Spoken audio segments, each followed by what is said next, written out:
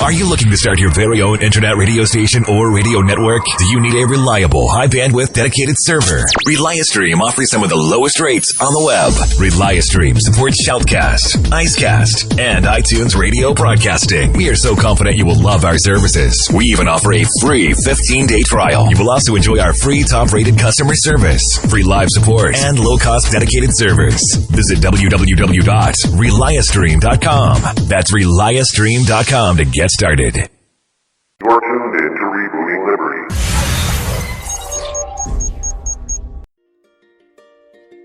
Say what you need to say. Say what you need to say. Say what you need to say. Say what you need to say. Say what you need to say. Say what you need to say. Say what you need to say. Say what you need to say.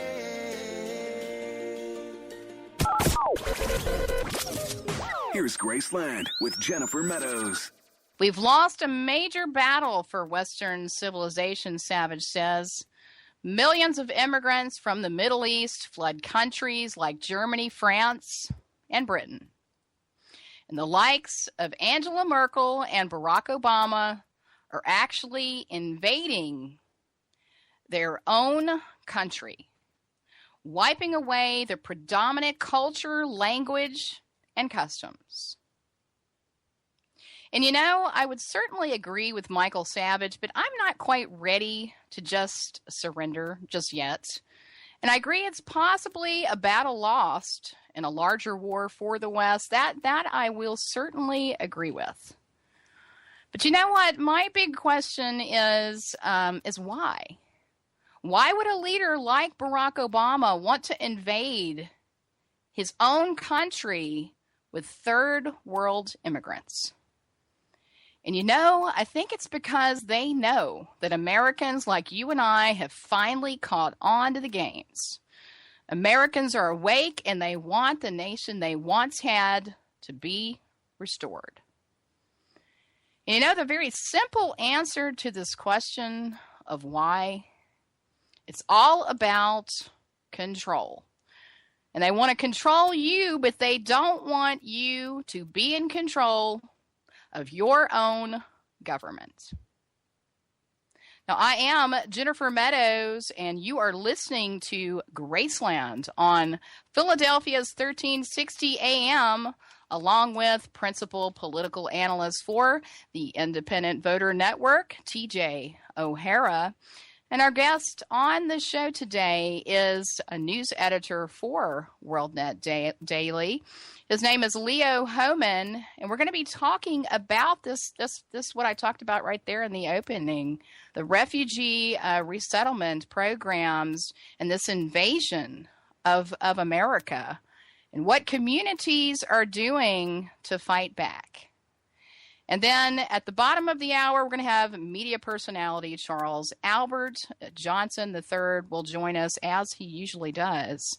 And you know, TJ, you know, it's interesting. We're talking about Michael Savage here in the opening there. He's throwing in the towel on immigration. He thinks it's a battle lost. You know, I think it certainly does look a bit bleak here. But, you know, the average American, there's nothing to – how do we fight back against this? You know, we can't make these decisions about immigration. So we're seeing these immigrants from all these countries whose culture is so counter to ours, moving in possibly next door. I mean, what do you do? Well, I agree with you on one point and disagree with you on another. I think where we agree is that Michael Savage may be overreacting a little bit. Of course, he likes to be out there on TJ. Yeah, he tends to be out on the fringe because it sells books, you know, and it sells advertising. So I understand that part of it. So I don't think it's time to throw in the towel. Where I would disagree is that we can't make a difference. We have an opportunity to make a difference every 2 years. The question is whether people are willing to invest the effort to become informed citizens and then cast an informed vote rather than kind of defaulting to one of the two party lines. Why don't we start trying to attract better people to office and people who will take a more rational approach to these types of problems rather than an ideological one? And I think that's where we're running into the problem. We've got an administration that has an ideological approach, so they're pre-committed, regardless of whatever the facts would suggest, to bringing more people in and creating more of a multicultural approach. So this isn't a theory. This isn't a white paper that's being submitted for a grade at an Ivy League school. We're dealing with the actual culture of the United States, and I think it's about time we start putting people in office who respect that.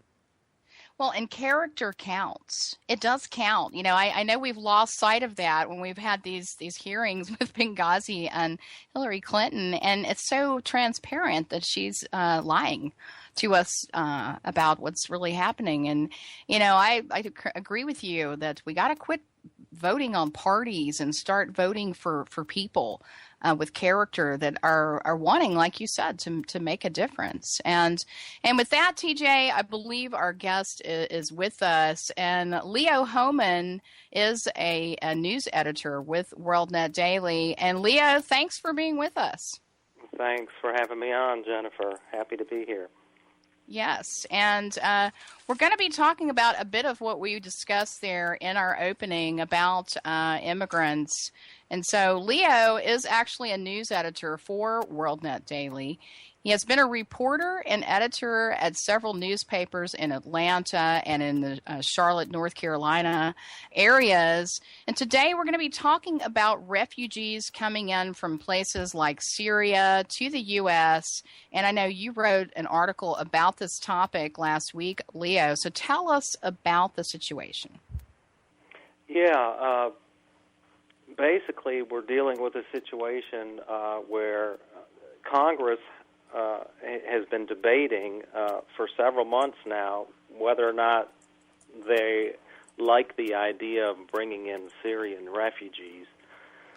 And it's pretty much divided along party lines. You had 14 Democratic senators write a letter to President Obama back in May telling him that he was not bringing in enough Syrian refugees. We needed to bring in, upwards of 65,000 by the time he leaves office, and he had only agreed at that time to about 8,000. He's upped that now to about 11 or 12,000, but that's still not enough for some of these Democrat senators. Then on the other side of the coin, you've got people like Congressman Michael McCall, Brian Babin in the House. Nobody's making a stink in the Senate, Democrat or Republican. But in the House, you do have a small contingent of Republican House members who are saying we should not be bringing in any of these Syrian refugees because they're just too difficult to vet. And taking the side of those conservative Republicans, and trust me, there's not many. There's maybe a couple of dozen at most, even in the Republican Party in the House. No, I will agree with you. All these folks that call themselves conservatives, they're not really conservatives. So. Right. There's 25 or 30 max who really care about this issue, and this is far more important, by the way, than Hillary's emails, for reasons that you touched on in your opening discussion there with DJ about what's going on in Europe. This has the potential to change civilization. This is a historic shift in population, Islamic population, out of the Middle East into Europe, into the United States, out of Africa into Europe and into the United States, of people who are Muslim and do not share our affinity for basic human rights, the Bill of Rights, freedom of speech, freedom of religion. These are all foreign concepts to these people, but the Democrats want more. Most of the Republicans want more. But on the side of those few Republicans, surprisingly, we do have the FBI. James Comey, the director of the FBI, just last week testified before the House Homeland Security Committee and said that we cannot screen these people that you're wanting us to bring in from Syria. We don't have data points on them.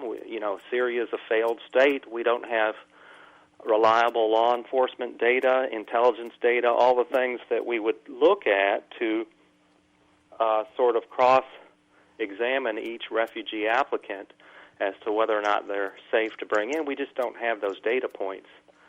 And this is not the first time that the administration and the Congress has been told this.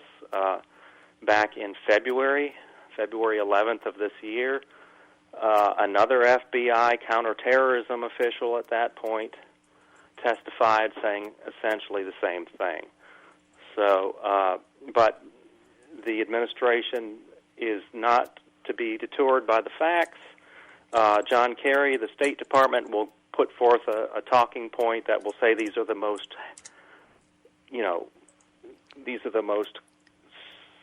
scrutinized people of all who come into the United States, refugees. And if you believe that, I've got some land for you down in Leo, the southern states, that touches upon south of something where I live.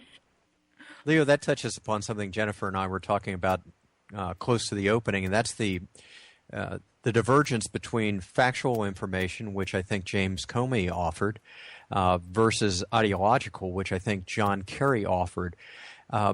Where do you see that coming out? How are the ideological differences or proclivities able to survive in the fact of relatively overwhelming factual evidence? Well, I think that one of the things that they use against us is this two-party system that we have in this country, which in my view is really just a one-party state. Republicans and Democrats are just different sides of the same coin. They both support this program for different reasons, perhaps, but they both support it. The Democrats are eager to fundamentally transform our country. The Democrat Party ideologically has moved so far left over the years. I've even read some people saying that, Bernie Sanders is to the right of your typical Democrat now, and he's an avowed socialist. God. That's bad. Yeah. So you've got the Democrats on one side with their ideological, emotional-based arguments for the refugees. During these hearings that I was talking about, the Democrats on the Homeland Security Committee have put forth no questions. They usually when they do speak, it's something about that the photograph of that dead boy who washed up on the beach. It just tugged at my heart, and it reminded me of my grandson. And we need to do something to help these people. It's America's duty. Statue of Liberty. Give me your tired, your meek, your all that sort of thing. They were not concerned about facts, as you said. And that is exactly what Democrats do. They get caught up in emotion, and the facts just go right out the window. I don't think they believe that. I think that's just a ploy that they use. They know darn well what they're doing. They want to radically transform this country. But they know that the way to play with the American people's minds is to pull at their heartstrings, and they're very, very good at that. And I do think that the American people are still somewhat naive, and we do need to cut away here for a break. But when we come back, I do want to ask you, why is it that most of these immigrants are Muslim? There's plenty of Christian refugees in this area, and they've been persecuted. It just makes sense. Why aren't we bringing in more Christian or even maybe other religious sects into the country? Why 97% Muslim? It's very, very curious. So we're going to talk about that when we come back. We're talking to Leo Hohmann, who is an editor for WorldNet Daily. We're talking about the refugees in America. They're not being properly vetted, and you know what? They could be moving into your neighborhood. So we'll be back as we continue this discussion in a moment.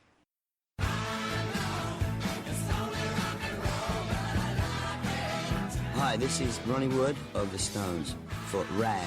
You know it's okay to rock and roll and party, because I do it all the time. Just let someone else do the driving. That's what I do. Remember, rock lives, and you should too. Please don't drink and drive. A public service message brought to you by the U.S. Department of Transportation, RAD, the National Association of Broadcasters, and the Ad Council.